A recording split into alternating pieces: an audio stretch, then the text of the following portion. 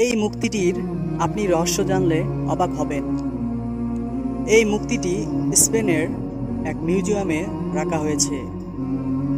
এই মূর্তিটিতে দেখানো হয় একজন মুসলিম সেজদারত অবস্থায় রয়েছে এবং তার উপর একজন খ্রিস্টান বসে রয়েছে এবং তার উপর একজন খ্রিস্টান দাঁড়িয়ে রয়েছে।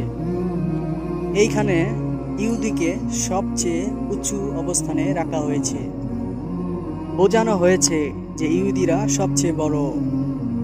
এইটা দেখার জন্য অনেক ইহুদি এই মিউজিয়ামে আসে এবং এটা দেখে তারা অনেক গর্ববোধ করে।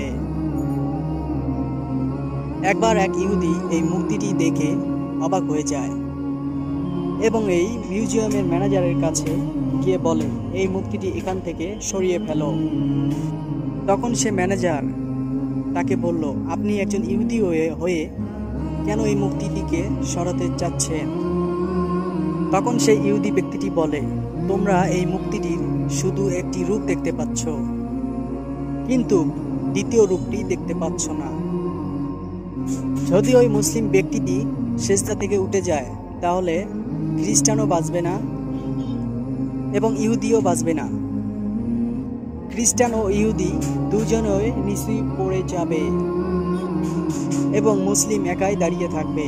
আপনি মুসলিম হয়ে থাকলে কমেন্টসে আল্লাহু আকবার লিখুন। আর ইসলামিক ভিডিও ভালোবেসে থাকলে আমাদের আল্লাহর পথ চ্যানেলটি সাবস্ক্রাইব করুন, আমাদের সঙ্গেই থাকবেন। ভিডিওটি লাইক একটি শেয়ার করতে ভুলবেন না। আল্লাহ হাফেজ।